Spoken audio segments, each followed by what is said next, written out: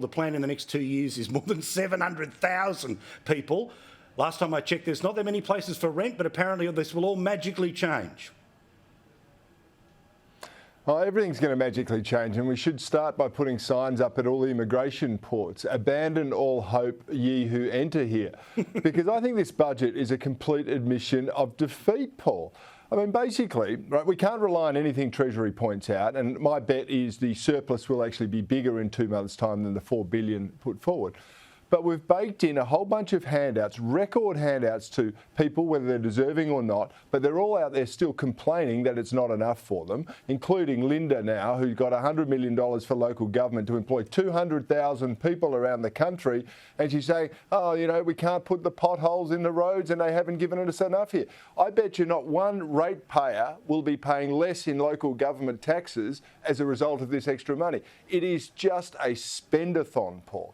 We've got deficits as far as the eye can see. That's never going to change. You've got governments attacking the golden goose that's made this slim deficit or surplus possible, the mining industry. You're giving them $2 billion to an experimental hydrogen program, which is backed by billionaires who don't want to put their own cash into it. You can just go on and on and on. This is a disaster budget for Australia because we're going to live with this for generations to come. They've given up any hope of really any fiscal sobriety. There's too few people paying taxes in this country. And you know, the ABC did a story tonight, Paul, I'll finish on this. ABC did a story tonight on JobSeeker. There's 1 million people on JobSeeker, or the dole as they call it in this country, and yet businesses close at lunchtime, they can't get staff. Every backpacker in this country can get a job somehow. Every Indian student can get a job somehow, but we've got 1 million people on JobSeeker who are unable to work. And then we've got another 5 million on some sort of disability benefit. This country is cooked.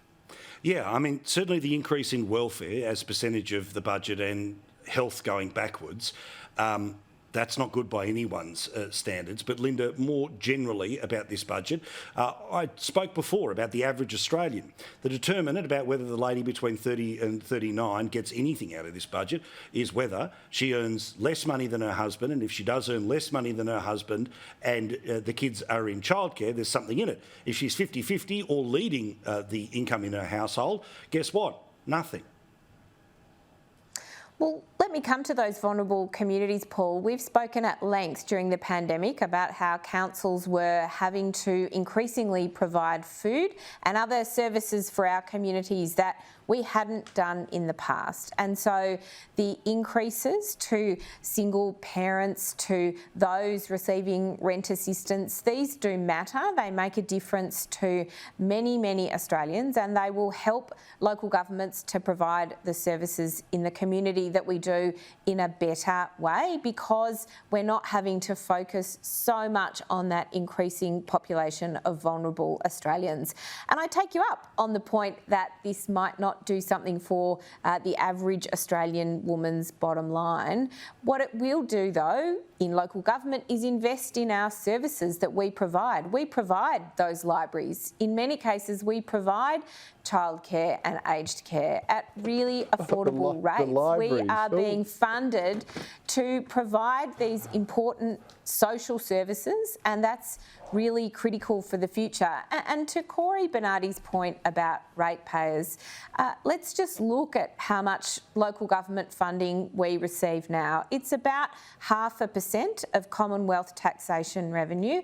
Under the Keating government, it was up over 1%. So you shouldn't receive any.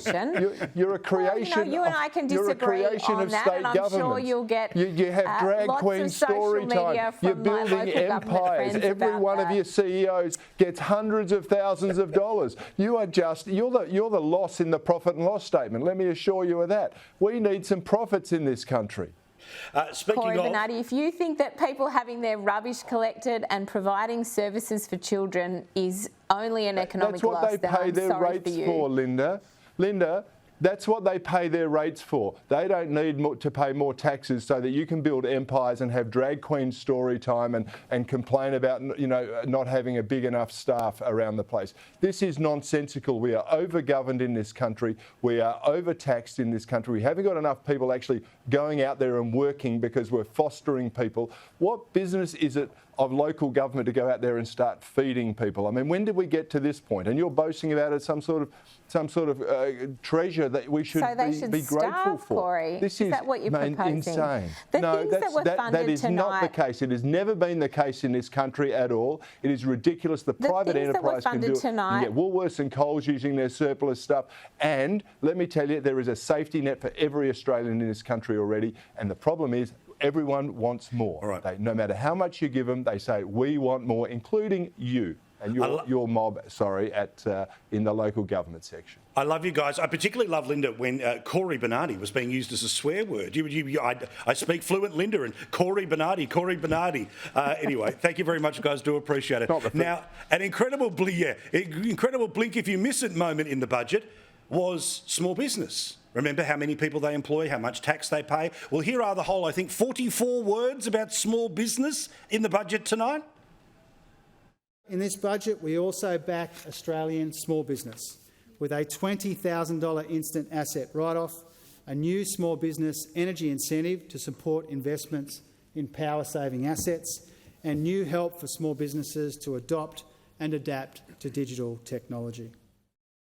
Wow. Again, the stone's on this bloke. I hereby announce tonight $20,000 instant asset write-off for small business. In the last budget, there was no cap on it. So they have taken away unlimited, they've turned it into $20,000 and then they've announced it as if it's help.